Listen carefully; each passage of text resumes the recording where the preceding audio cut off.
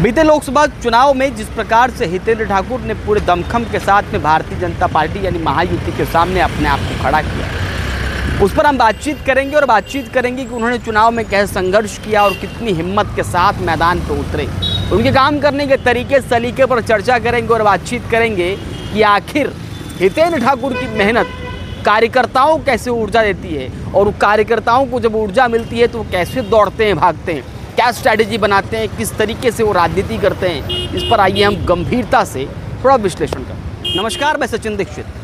हितेंद्र विष्णु ठाकुर जो बहुजन विकास अघाड़ी के अध्यक्ष हैं, जब वो राजनीति में अपनी चुनावी रणभूमि में उतरते हैं तब वो पूरी तरह खुलकर राजनीति में किस प्रकार से शय और मात दिया जाए इसकी पूरी रणनीति तैयार कर लेते हैं। सबसे पहले उन्होंने पालघर लोकसभा चुनाव में अपनी रणनीति इस प्रकार से शुरू की, वो है 26 तारीख से पहले जब सफाले में कार्यकर्ताओं से मीटिंग होनी थी, चुनाव की तारीखों का ऐलान हो चुका था और उस मीटिंग में पहुंचे थे दो ऐसे शख्स जिसमें अंदाज़ा लगाया जा सकता था कि हितेंद्र ठाकुर के मन में राजेश पाटिल को उम्मीदवार बनाया जाए, ये पहले ही आ चुका था। सफाले में जब एक कार्यकर्ताओं की बैठक हुई उसमें राजेश रघुनाथ पाटिल आमदार के रूप में यानी क्षेत्रीय आमदार के रूप में और प्रमुख बहुजन विकास अघाड़ी इसके तौर पे पहुंचे थे हितेंद्र ठाकुर। बहुत लोग संभावित रूप से भी मंच पर उपस्थित थे, खासकर मनीषा नेमकर वो भी उपस्थित थी। लेकिन जिस प्रकार से दोनों ही के बीच गुफ्तगू, कार्यकर्ताओं से बातचीत, मुलाकात, प्रत्युत्तर चल रहा था, उसी से ये अंदाज़ा लगाया जा सकता था कि राजेश पाटिल को उम्मीदवार बनाना लगभग तय था। आखिर अगर लगभग तय था तो ये सारा कुछ ड्रामा क्यों, यानी 26 तारीख तक हमारे पास बहुत सारे उम्मीदवार हैं, हम किसी को भी उतार सकते हैं, ये आखिर क्यों, इसको ज़रा समझने वाली बात है। हितेंद्र ठाकुर ये बताना चाह रहे थे कि हमारी पार्टी में बहुत सारे उम्मीदवार हैं और हमारी पार्टी राष्ट्रीय पार्टी से, जिस तरह राष्ट्रीय पार्टी अपना काम करती है, उनके पास तमाम उम्मीदवार होते हैं एक क्षेत्र में, वैसे ही हमारे पास भी कई सारे उम्मीदवार हैं क्योंकि हमारी पार्टी लोकप्रिय पार्टी है। लोकप्रिय पार्टी में ही लोकप्रियता के आधार पर अधिक उम्मीदवारों की लिस्ट होती है, तो हमारे पास भी लिस्ट की कमी नहीं है, हम किसी को बना सकते हैं। ये बताकर ये जताना चाहते थे कि हमारे पास हमारी पार्टी का वर्चस्व स्थानीय स्तर पर बहुत अच्छा है। इसके अलावा आप दूसरी तरफ आ जाते हैं, हितेंद्र ठाकुर ने जब जैसे ही ये जाना कि अब महायुति मैदान पर अपना उम्मीदवार उतारेगी, महाविकास अघाड़ी ने अपना उम्मीदवार उतार ही दिया है, तो उम्मीदवार एकला चलो के रास्ते पर ही होना चाहिए, यानी कि उन्होंने ये तय कर लिया कि अपना उम्मीदवार अपने साथी उतारेंगे और अपने बल पर उतारेंगे। हितेंद्र ठाकुर ने अपने आप को शुरू से ही नीचे नहीं किया। पहले ही प्रेस कॉन्फ्रेंस के साथ उन्होंने ये बता दिया कि झुकेगा नहीं हितेंद्र ठाकुर, ये उन्होंने अपने प्रेस कॉन्फ्रेंस के माध्यम से बता ही दिया और उन्होंने ये साफ कर दिया कि हम चुनाव अकेले लड़ने वाले हैं। ये स्टाइल हितेंद्र ठाकुर का ये बताता है कि महायुति के सामने भी वो डरने वाले नहीं और ठीक से लड़ने वाले हैं। बजाय इसके कि उन्होंने राज्य में समर्थन दिया, राज्यसभा चुनाव में समर्थन दिया, विधान परिषद के चुनाव में समर्थन दिया, इतना ही नहीं, जब भी उठापटक राजनीतिक हुई है तो उसमें उन्होंने किसी प्रकार की बगावती तेवर नहीं अपनाए। राज्य मंत्री या कैबिनेट स्तर का मंत्री पद नहीं मांगा।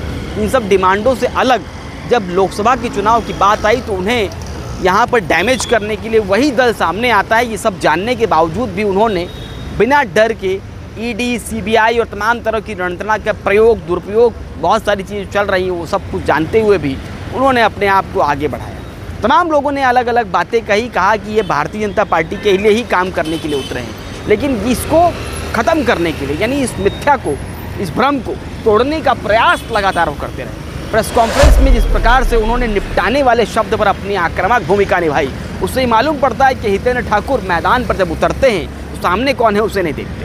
उन्होंने साफ तौर पे इस बात को लिया और मंच पर साफ तौर पे कह दिया, ये वसई है, भले भले आए निपटाने के इरादे से, लेकिन हमने ही उनको निपटा कर भेज दिया। उसमें एनकाउंटर स्पेशलिस्ट प्रदीप शर्मा का भी जिक्र किया, उनकी गाड़ी नीले मोरे में रोकी गई थी उसका भी जिक्र किया। उन्होंने साफ तौर पर बताया कि गुंडागर्दी करने वाला विचार करके कोई यहाँ पर आएगा तो मुझसे बड़ा गुंडा कोई नहीं। इस तरीके के जो आक्रामक रूप और आक्रामक बयान ये बताते हैं कि हितेंद्र अपने कार्यकर्ताओं के मन में जगह बनाने वाला जो स्थान है उसे कायम रखने में लगातार अपने बयानों से, अपने कामकाज से जमे रहते हैं। एक बात और समझिए, हितेंद्र ठाकुर जब मैदान पर उतरते हैं तो कार्यकर्ताओं का मनोबल डाउन नहीं होने देते।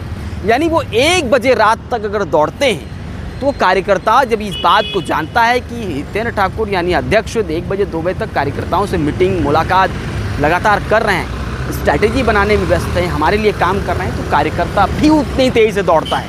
यानी ऊर्जा एक संप्रेषण कैसे दूसरे संप्रेषण को आगे बढ़ाता है। यानी कि अगर अध्यक्ष तेजी से किसी चीज़ को पुश कर रहा है तो कार्यकर्ता उसमें और तेजी से किसी चीज़ को पुश करते हैं ताकि वो और तेज़ी से वाइब्रेंट हो और तेज़ी से लोगों तक पहुँचे। ये काम हितेंद्र ठाकुर लगातार इस चुनाव में करते देखे गए। ये बारीकी समझने वाली बात है। हितेंद्र ठाकुर कार्यकर्ताओं को ऊर्जा देने वाला काम हमेशा करते रहे हैं। कार्यकर्ताओं से मुलाकात, कार्यकर्ताओं से बैठक, कार्यकर्ताओं को मैसेज पहुँचाना, कार्यकर्ताओं के बीच में अपनी आक्रामक छवि को बरकरार रखना, ना झुकने वाला छवि बरकरार रखने में हितेंद्र ठाकुर ने अपने आप को खड़ा करने का प्रयास किया। इतना ही नहीं, हितेंद्र ठाकुर के एक और ख़ास बात देखी गई, जिस तरीके से वो जानते थे कि महायुति के सामने चुनाव लड़ना, महाविकास अघाड़ी के पास सिंपैथी और बहुत सारी चीज़ उनके पास हैं, उनके सामने चुनाव लड़ना उनके लिए कठिन भी हो सकता है, लेकिन क्षेत्रीय स्तर पर क्योंकि वो ताकतवर हैं, उसका पूरा प्रयोग करना और गणित सजाना, इसके लिए वो कभी पीछे नहीं हटे। इसलिए कार्यकर्ताओं का मनोबल न टूटे, इसके लिए सदैव समय समय पर प्रेस कॉन्फ्रेंस में अटैक करना, लोगों से मुलाकात करना, कार्यकर्ताओं से मुलाकात करना, लगातार स्ट्रैटेजी तैयार करना, इसके लिए बखूबी वो लगे रहे। एक तस्वीर साफ तौर पे देखिए कैसे बूथ लेवल पर जाकर, छोटा सा कोई बूथ रखा है तो वहाँ भी जाकर उनसे मुलाकात करें। बूथ पे महिला बैठी है, पुरुष बैठा है, उनसे मुलाकात करना, उनसे बातचीत करना, हंसकर अपने गाड़ी का दरवाज़ा खोलकर उससे मुलाकात करके निकले। मतलब अगर बूथ का पंडाल बड़ा है या छोटा है, 1 बैठा है 2 बैठा है, उनका मनोबल बढ़ाने के लिए हितेंद्र ठाकुर जरूर पहुँचे। ये बताता है कहीं ना कहीं हितेंद्र ठाकुर कार्यकर्ताओं को कितने दिल में बैठने के लिए, उनको अपनी तरफ आकर्षित करने के लिए अपनी मेहनत जाया नहीं करते। यानी मेहनत जरूर करेंगे, वो मेहनत करने पीछे नहीं हटेंगे। प्राप्त जानकारी के अनुसार चुनाव के आखिरी समय तक उनके बेल्ट लग चुका था उनके पेट में और पैर में सूजन आ चुका था।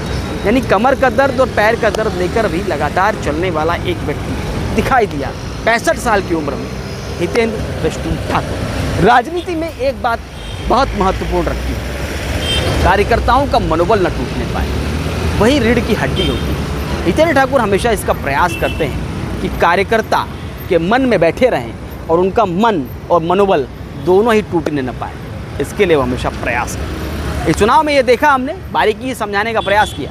आगे भी हम आपसे बातचीत करते हैं। आज के लिए इतना ही, धन्यवाद।